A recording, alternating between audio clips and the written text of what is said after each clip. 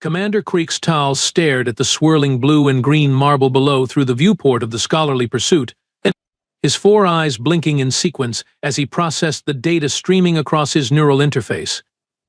Oh, how thrilling. Another backwater planet filled with primitive life forms that probably hadn't even figured out interstellar travel yet. The Galactic Bestiary Commission really knew how to pick the exciting assignments. Commander, Doctor. Nerva Toth's voice crackled through the comm system, her tone carrying that familiar mix of scientific enthusiasm and barely concealed condescension. Preliminary scans indicate this world, what do the locals call it again? Earth? Contains an unusually high concentration of apex predators. The biodiversity readings are, well, they're quite remarkable for such a young planetary system. Kriegstahl's mandibles clicked together in what passed for a sigh among his species. Remarkable? Yes, I'm sure the Commission will be absolutely fascinated by yet another collection of fang-bearing, claw-wielding meat-eaters. As if we haven't catalogued enough of those already. He turned to face the bridge crew, his elongated torso swiveling with practiced ease. Specialist Clem Rowe, what's our descent trajectory looking like?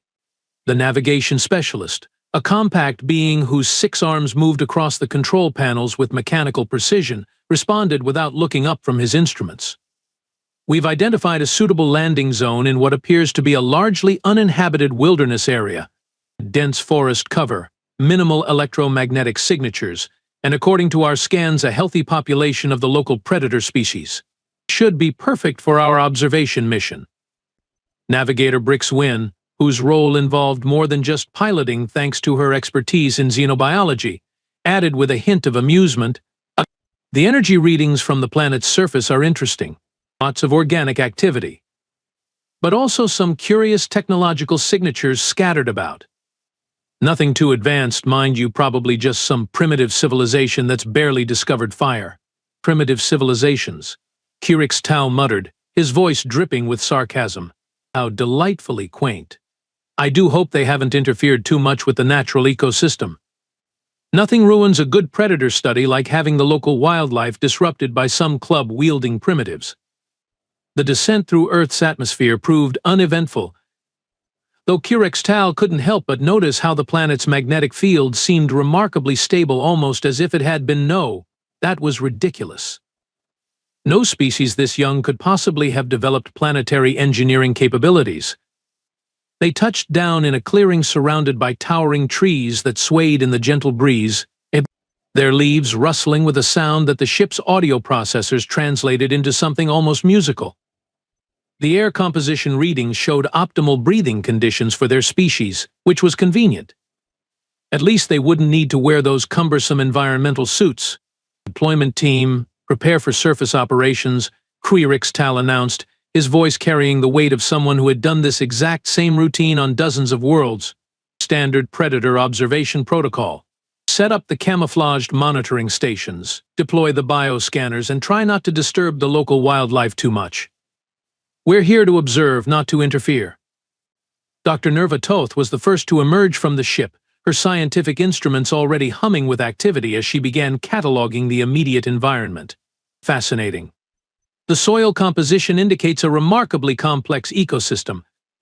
And these trees, they're not just growing randomly. There's almost a pattern to their distribution. Within hours, their observation equipment was operational, and the team began their systematic study of Earth's apex predators. The results were, admittedly, impressive.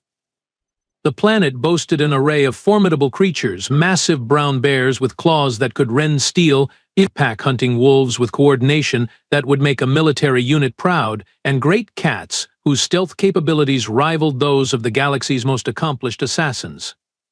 Now this is more like it, Specialist Clem Rowe remarked as he watched a grizzly bear demonstrate its fishing technique through the monitoring feeds.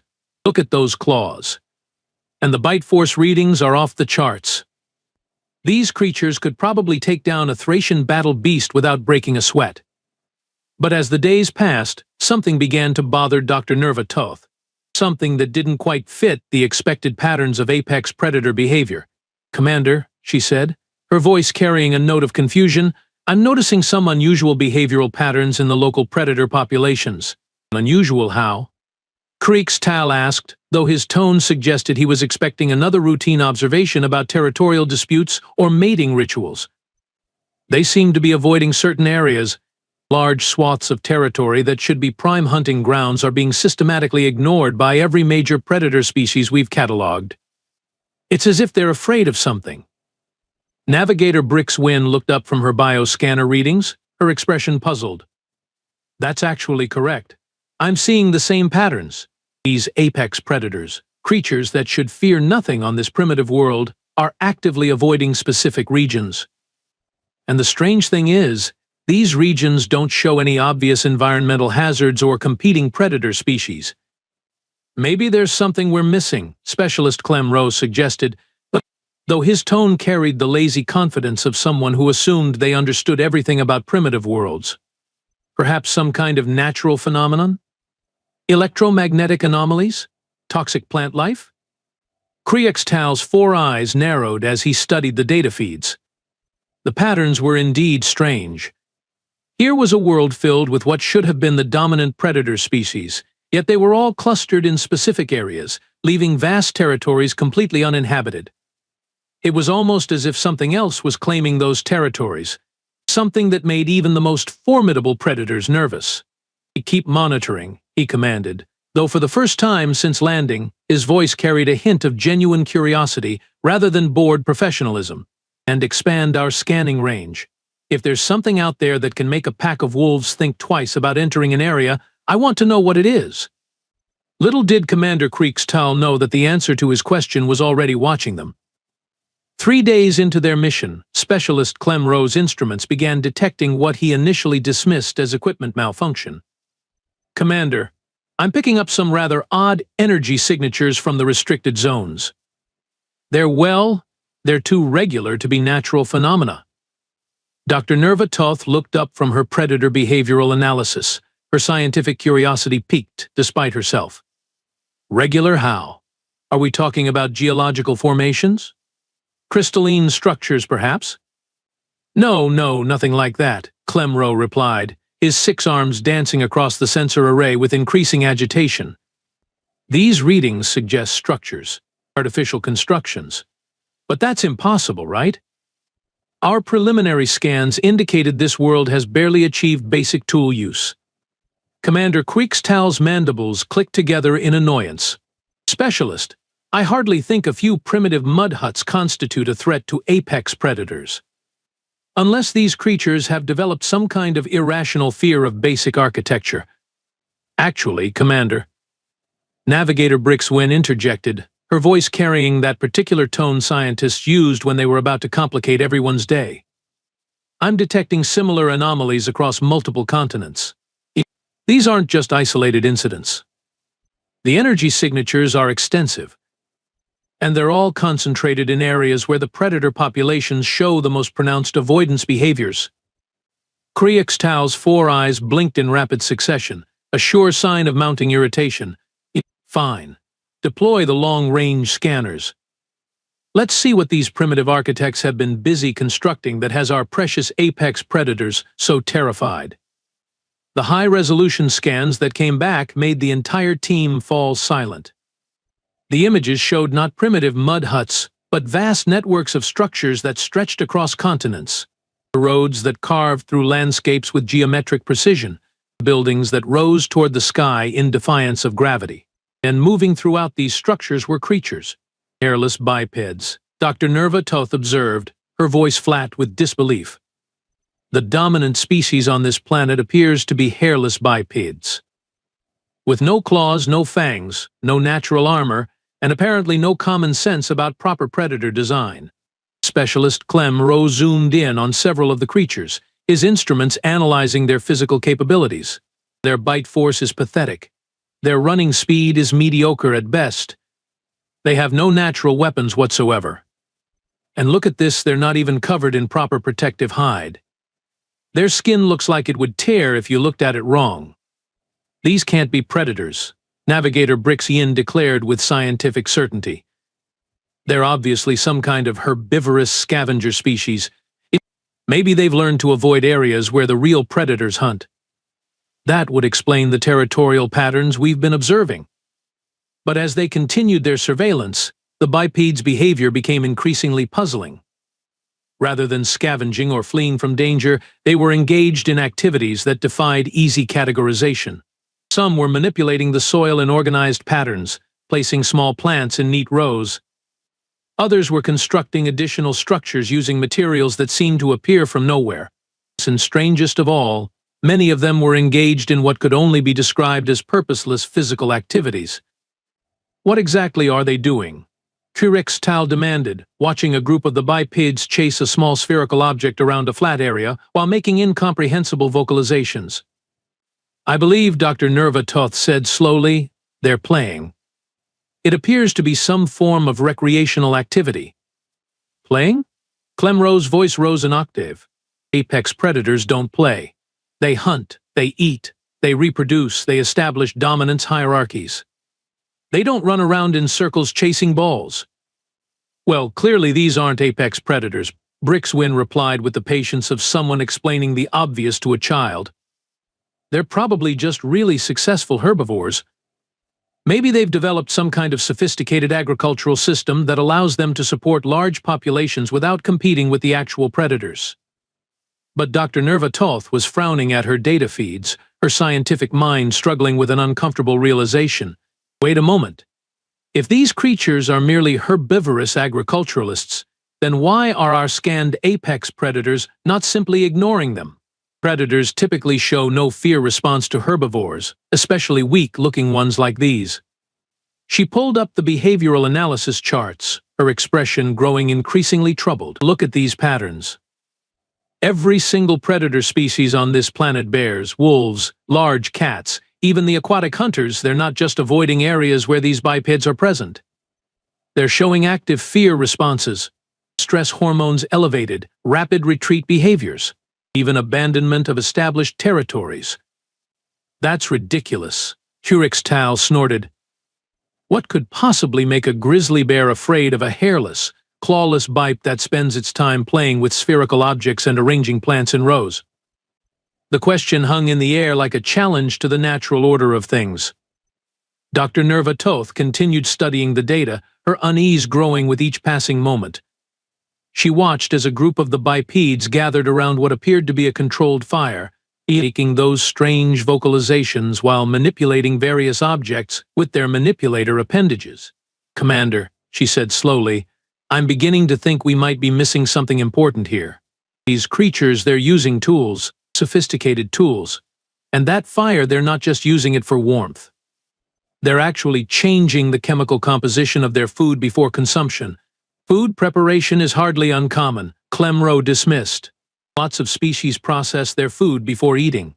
"Yes, but look at the variety of tools they're using. Look at the complexity of their constructions. Look at their organizational structures." Dr. Nerva Toth's voice was gaining urgency. "These aren't primitive scavengers.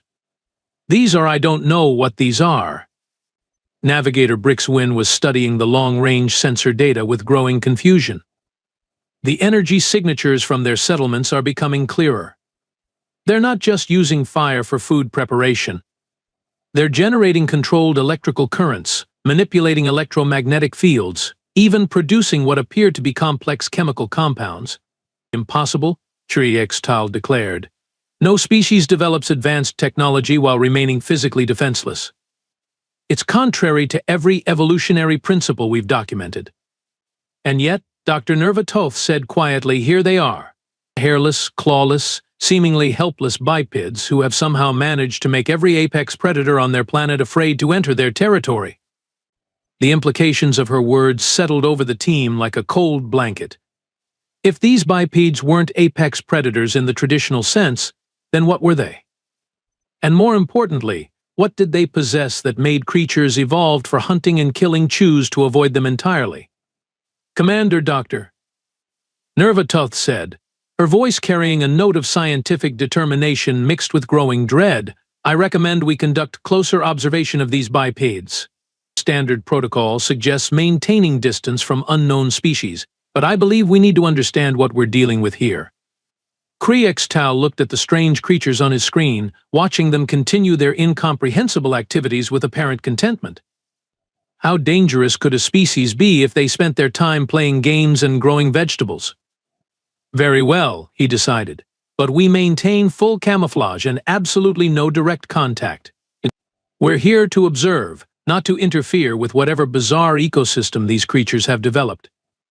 If only he had known that the decision to observe more closely would reveal truths that would shake the very foundations of their understanding of what it meant to be a predator. The closer surveillance began at dawn the following day, and within hours Dr. Nerva Toth was beginning to regret her scientific curiosity. What had seemed like harmless, bumbling herbivores from a distance was revealing itself to be something far more unsettling. "Commander," she called out, her voice tight with controlled anxiety, "you need to see this. I've been observing one of their settlements, and their problem-solving capabilities are concerning." Kriextal approached her monitoring station with the casual confidence of someone who assumed he was about to observe primitive tool use. Perhaps they had figured out how to sharpen sticks or stack rocks. How delightfully quaint. What he saw instead made his mandibles freeze mid-click. One of the bipeds was standing before a broken mechanical device, manipulating it with those peculiar 5-digit appendages. But this wasn't random tinkering. The creature was systematically diagnosing the problem, removing components, modifying them, and reassembling the device with surgical precision. That's quite sophisticated, Kriextal admitted reluctantly. But surely this is just basic mechanical repair. Nothing that would threaten apex predators. "Keep watching," Dr. Nerva Toth said grimly. The biped finished its repair work and then did something that made the alien observation team collectively hold their breath. It began modifying the device further, adding components that hadn't been there originally, improving its design in real time. Within minutes, the device was not only functional but demonstrably superior to its original configuration. "They're not just using tools," Specialist Clem Rowe whispered, his 6 arms trembling slightly. "They're creating new tools, improving existing tools. They're thinking. All intelligent species think," Navigator Brixwin replied, though her voice lacked conviction. "The question is what they're thinking about." The answer to that question came in the form of their intercepted communications. The team had been monitoring the biped's electromagnetic transmissions for days, and their translation algorithms had finally cracked the linguistic patterns. What they found was a window into a collective consciousness that spanned their entire planet. "They call themselves humans," Dr. Nerva Toth reported, her voice carrying the tone of someone delivering a medical diagnosis. "And they've been busy. Very, very busy." The historical records that flowed through their communications networks painted a picture that grew more disturbing with each passing revelation. These humans had not evolved alongside the apex predators they were observing. They had systematically eliminated them. "Listen to this, Doctor," Nerva Toth said, playing back a translated segment about something called the Pleistocene extinctions. "They speak casually about eliminating entire species, mammoth creatures, saber-toothed cats, massive bears. They didn't just hunt them for food, they hunted them into complete extinction." "That's impossible," Kriextal protested, though his voice was losing its earlier certainty. "No species eliminates its competition so thoroughly. It's ecologically unsustainable." "And yet," Dr. Nerva Toth continued, her tone growing more horrified, "they didn't stop there. They domesticated the survivors. Look at this footage."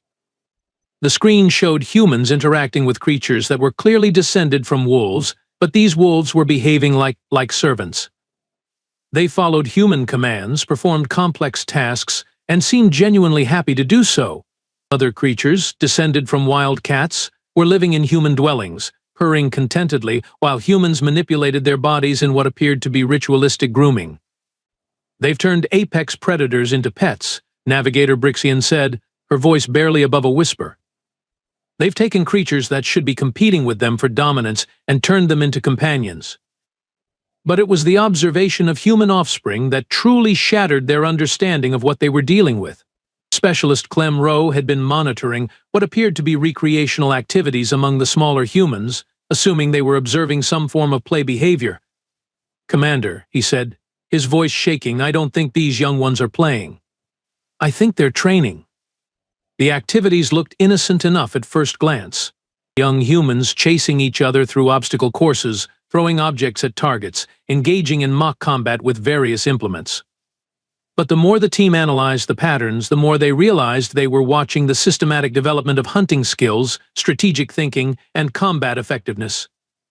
"This one," Clem Rowe said, pointing to a small human who couldn't have been more than a few years old, just demonstrated advanced tactical reasoning.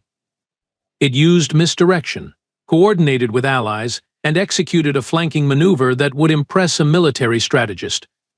"But it's just a child," Brixwin protested. "Surely they're not actually training their offspring for warfare?" The answer came from their continued monitoring of human communications.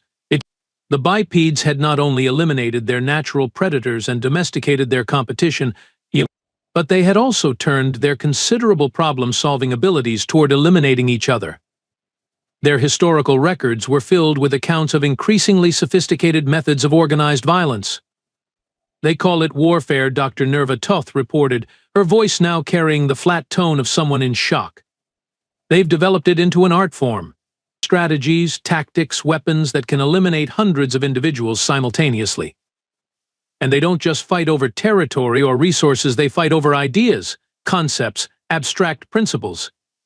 "This is madness," Kriegstall muttered, his four eyes blinking in rapid succession.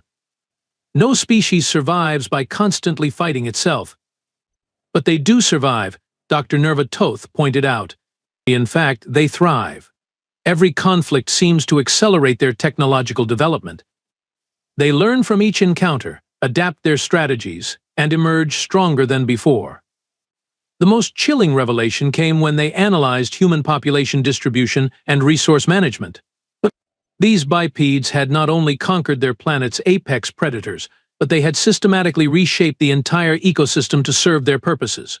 Vast areas of land had been converted to food production using techniques that maximized efficiency with scientific precision. Rivers had been redirected. Mountains had been carved through. Even the climate was being manipulated through industrial processes. "They've terraformed their own world," Navigator Brixwin said, her voice filled with awe and terror. "They've turned their entire planet into a machine designed to support their population. And look at their population numbers," Specialist Clem Rowe added, his instruments displaying statistics that defied belief. "Billions of them. Billions. Most apex predator species maintain populations in the thousands at most. These humans have achieved population densities that should be impossible for any large organism. But perhaps the most unsettling aspect of human civilization was how they had achieved all of this without any natural weapons. No claws, no fangs, no armored hide, no venom. They had conquered their world using nothing but their ability to think, plan, and cooperate on a scale that dwarfed anything the galactic community had ever encountered. "They're pack hunters," Dr. Nerva Toth realized, her voice carrying the weight of terrible understanding. "But not like wolves or any other species we've studied. They're pack hunters with no upper limit to their pack size. They can coordinate the activities of millions of individuals toward a single objective. And they never stop adapting," Kriegstall added, watching footage of humans working together to solve problems that would challenge the most advanced civilizations. "Every obstacle they encounter becomes an opportunity to develop new capabilities. They don't just overcome challenges, they transform them into advantages." The team sat in stunned silence, processing the implications of their discoveries. They had come to catalog Earth's apex predators, expecting to find the usual collection of fang-bearing, claw-wielding hunters. Instead, they had found something far more terrifying, a species that had eliminated all competition not through superior physical attributes, but through superior intelligence, cooperation, and an apparently limitless capacity for adaptation. "Commander," Dr. Nerva Toth said quietly, "I don't think we're observing apex predators. I think we're observing something entirely new, something that transcends traditional predator-prey relationships." "What do you mean?" Kriegstall asked, though part of him already knew the answer. "I mean," she replied, "that we're looking at a species that doesn't just hunt other species. They hunt reality itself. They identify problems, stalk solutions, and kill impossibility with systematic efficiency. They've turned their entire existence into a hunting expedition against the limitations of their environment. And somewhere in the back of all their minds, a terrifying question was beginning to form: if humans could do all of this to their own planet, what would they do when they finally turned their attention to the stars? The answer to that question came sooner than any of them expected, and in the most mundane way possible. Commander Creeks Tao was reviewing the daily surveillance reports when Specialist Clem Rowe's panicked voice crackled through the communications system. "Commander? Emergency. We have been compromised. The humans have found us." Creeks Tao's 4 eyes snapped to the monitoring feeds, where he saw the impossible. 2 humans were standing directly in front of their supposedly invisible observation post, but staring at it with unmistakable curiosity. The camouflage systems that had fooled apex predators across a dozen worlds were apparently useless against creatures that had spent their evolutionary history hunting problems rather than prey. "How did they find us?" Dr. Nerva Toth demanded, her voice rising to near hysteria. "Our stealth technology is flawless. We've used it to observe Thracian death worms without detection." "I don't know," Clem Rowe replied, his 6 arms frantically working the controls. "They just walked up to us. One of them pointed at our position and said something to the other one, and now they're both standing there looking at us." On the screen, the 2 humans appeared to be engaged in conversation, occasionally gesturing toward the hidden observation post. They were wearing what appeared to be recreational clothing and carrying packs filled with supplies.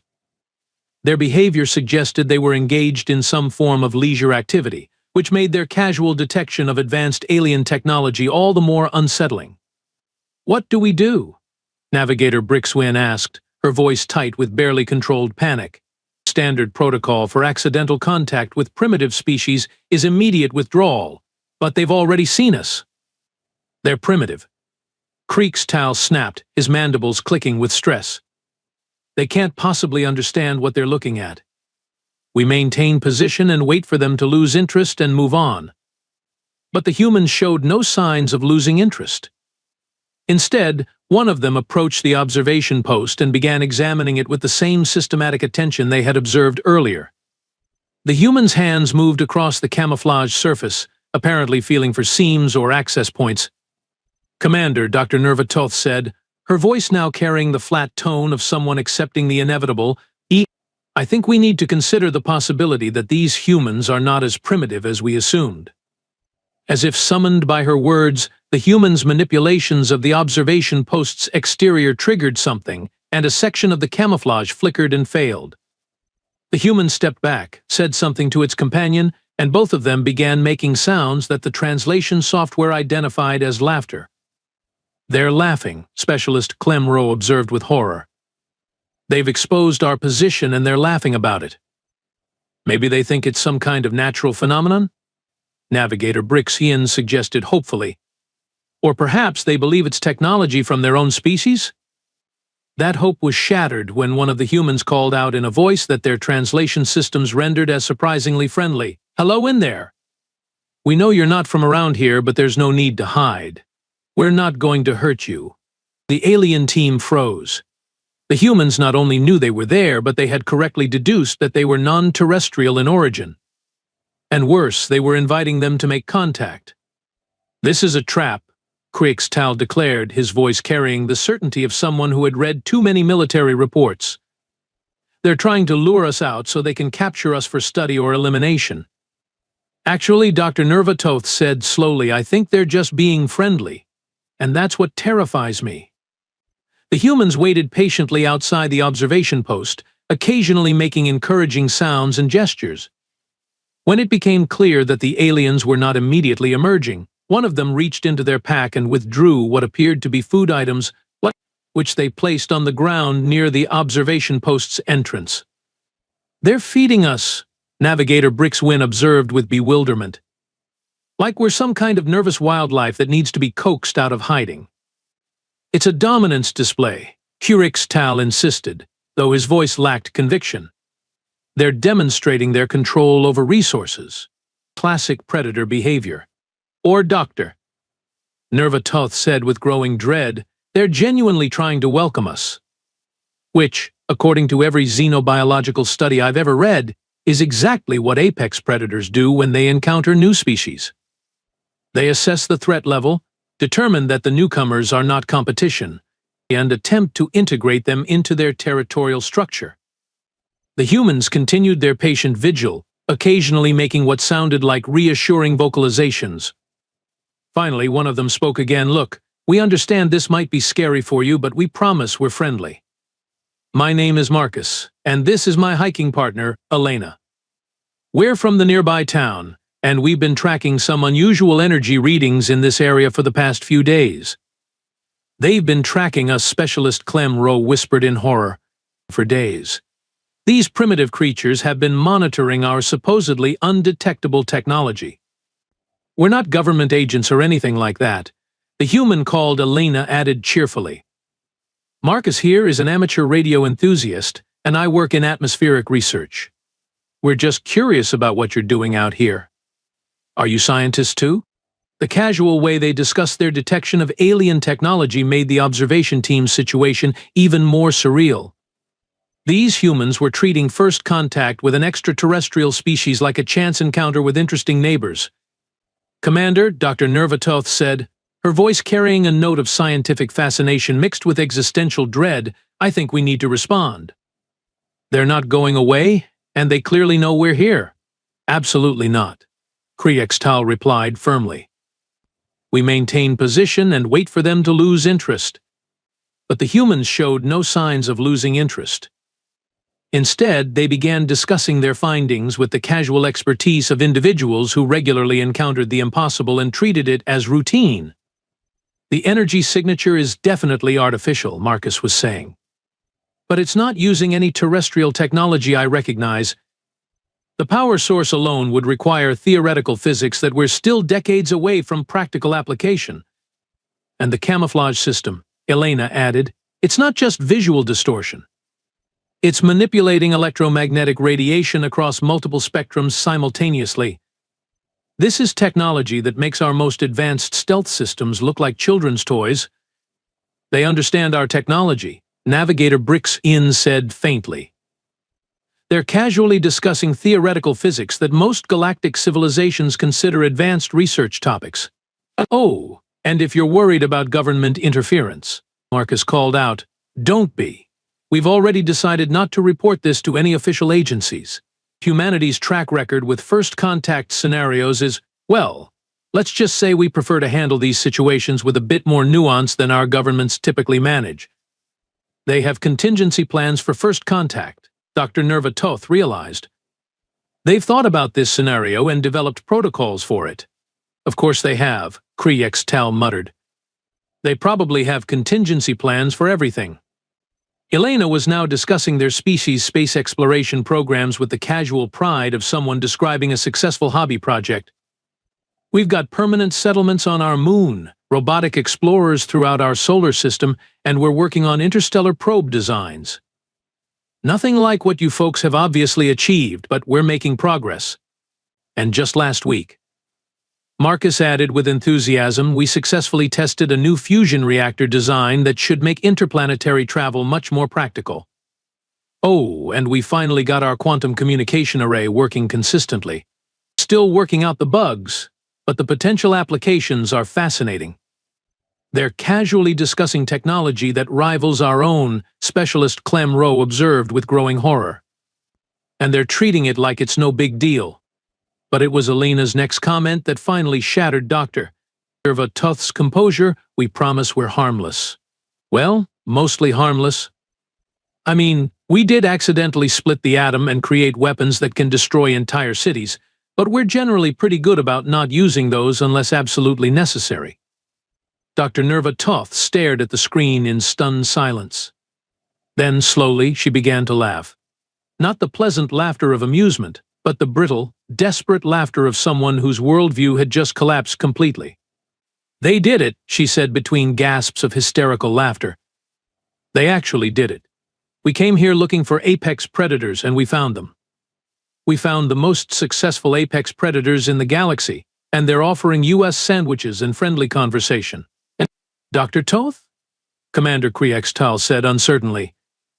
Don't you see? She continued, her laughter taking on a manic edge. They're not just apex predators. They're apex predators who have convinced themselves they're friendly. They've weaponized niceness. They've turned hospitality into a hunting strategy. Outside, the humans were still waiting patiently, occasionally making encouraging sounds and discussing their eagerness to help with whatever research the aliens were conducting.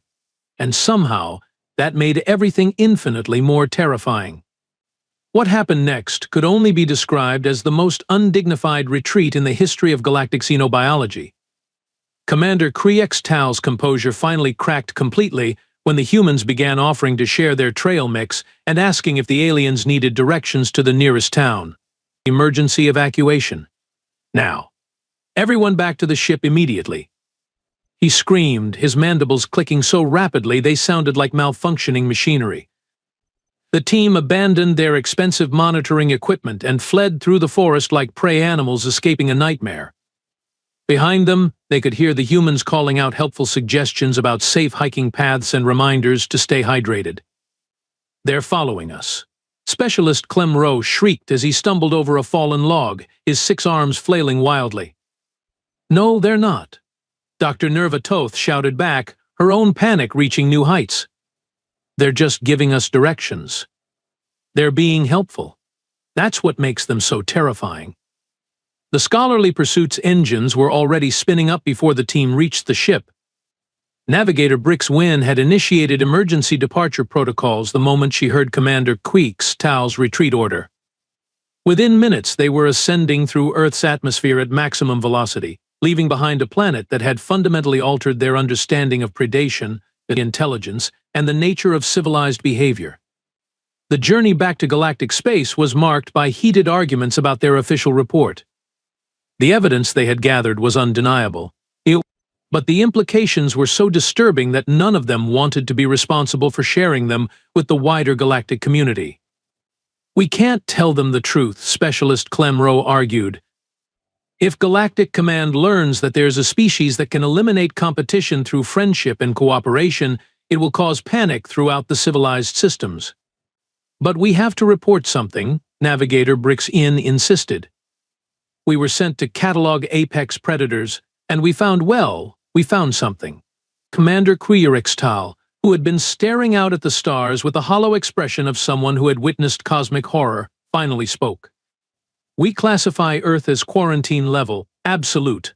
No contact, no observation, no exploration. We mark it as a restricted system and recommend that all civilized species avoid it entirely. But what reason do we give? Dr. Nerva Toth asked. We tell them the truth, Kriextal replied grimly. Earth is inhabited by apex predators so successful that they've transcended traditional predator-prey relationships. They're friendly, helpful, curious, and absolutely terrifying. They've eliminated their competition not through violence, but through superior intelligence, cooperation, and disturbing tendency to adopt other species as pets.